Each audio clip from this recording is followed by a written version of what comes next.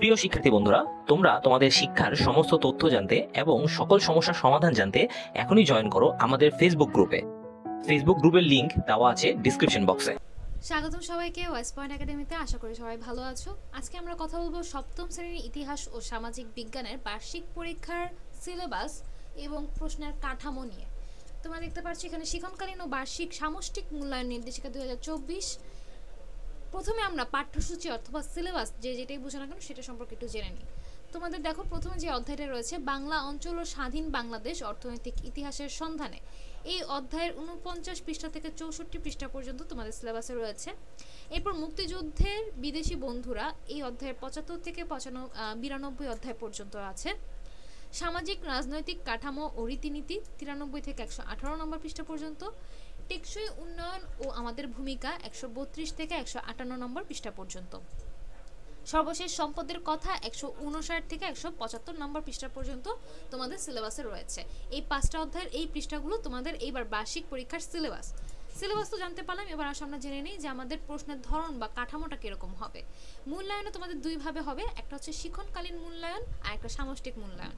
শিক্ষণকালীন মূল্যায়ন হচ্ছে তোমাদের বার্ষিক পরীক্ষা অংশগ্রহণ করার আগে তোমাদের ক্লাসের মধ্যেই তোমাদের বিভিন্ন অ্যাক্টিভিটি, মানে যেখানে হচ্ছে তোমাদের ছক পূরণ, ক্লাস টেস্ট, প্রেজেন্টেশন, অ্যাসাইনমেন্ট, এইগুলোর উপর ভিত্তি করে টিচাররা তোমাদেরকে 30 মার্কস দিবে। এটা হচ্ছে তোমাদের শিক্ষণকালীন মূল্যায়ন। এরপর হচ্ছে সামষ্টিক মূল্যায়ন বা বার্ষিক পরীক্ষা, যেটা তোমাদের 100 মার্কে হবে, কিন্তু তোমার 100 মার্কের উপর প্রাপ্ত নম্বরকে 70%-এ কনভার্ট করা হবে। তার এই 70%-এ কনভার্ট করে তোমাদের শিক্ষণকালীন মূল্যায়ন 30 মার্ক সেটা যোগ হবে। এই সামষ্টিক মূল্যায়নের প্রশ্নের কাঠামো কিরকম হবে আসো আমরা দেখি। এখানে বার্ষিক পরীক্ষা বা সামষ্টিক পরীক্ষার প্রশ্ন তোমাদের প্রথমে শুরুতেই 30 মিনিট সময় দেওয়া হবে এমসিকিউ পার্টের জন্য। তোমাদের 15টি এমসিকিউ থাকবে এবং 10টি এক কথায় উত্তর থাকবে। এমসিকিউ এক কথায় উত্তর মিলে মোট 25 মার্ক, যেটার সময় থাকবে 30 মিনিট। এরপরে সংক্ষিপ্ত লিখিত পরীক্ষার প্রথমে শুরুতে তোমাদের সংক্ষিপ্ত প্রশ্ন থাকবে 10টির মধ্যে 10টি উত্তর দিতে হবে, যার প্রতিটি মান হচ্ছে 2 করে, সর্বমোট 20 মার্ক। এরপর রচনামূলক প্রশ্ন দুটি ভাগ থাকবে, একটা হচ্ছে দৃশ্যপটবিহীন, যেখানে 3টি প্রশ্ন থাকবে, যেটা সরাসরি বই থেকে দেওয়া থাকবে। প্রতিটি প্রশ্নের মান হচ্ছে 5, 3 5 15। এরপর রচনামূলক প্রশ্ন দৃশ্যপট নির্ভর বড় প্রশ্ন, যেখানে তোমাদের 5টি প্রশ্নের উত্তর দিতে হবে। প্রতিটি প্রশ্নের মান হচ্ছে 8 করে। প্রতিটি প্রশ্নের মান 8, সেটাকে 2 ভাগে ভাগ করা হয়েছে। এই যে 5টি প্রশ্ন তোমাদেরকে দিবে, এখানে বিভিন্ন ধরনের দৃশ্য, ছবি, ছক, অনুচ্ছেদ যে কোনো কিছুই থাকতে পারে। তার উপর নির্ভর করে তোমাদেরকে 2টি প্রশ্ন দিতে হবে। প্রথম প্রশ্নের মান 3, দ্বিতীয় প্রশ্নের মান 5। 3 আর 5 মিলে একটি পুরোপুরি প্রশ্নের মান হচ্ছে 8। ঠিক আছে, সর্বমোট 5টি প্রশ্ন এভাবেই তোমাদেরকে দিতে হবে, যার প্রতিটি মান দাঁড়াবে 8 করে, 5 8 40। এই যে তোমাদের এখানে হচ্ছে 75 মার্ক, 20 15 40, সেই 75 মার্কের অ্যান্সার করতে হবে তোমাদের 2 ঘন্টা 30 মিনিটে। এইভাবে সর্বমোট 100 মার্কের পরীক্ষা তোমাদের হবে 3 ঘন্টায়। তোমাদের 100 মার্কের এই পরীক্ষায় তোমরা প্রাপ্ত নম্বর যা পাবে তা 70%-এ কনভার্ট করা হবে।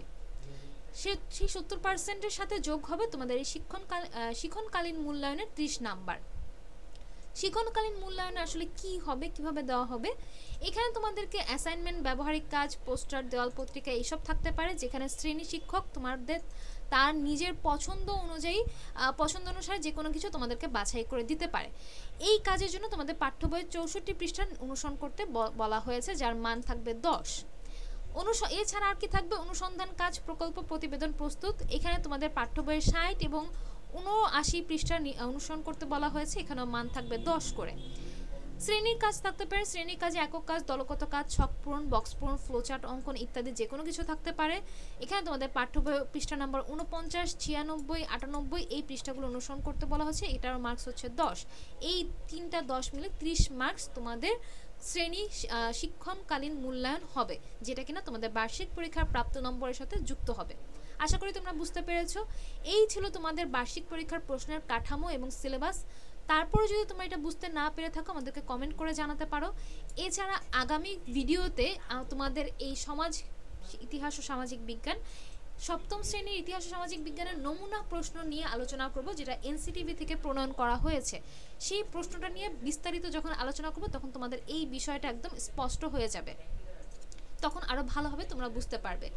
তাই তোমাদেরকে বলবো আগামী ভিডিওটা দেখার জন্য ওয়েস্ট পয়েন্ট চ্যানেলটাকে সাবস্ক্রাইব করে সাথেই থাকো, সেখানে তোমাদের বিষয়টা আরও স্পষ্ট হয়ে যাবে। সবাই ভালো থাকবে।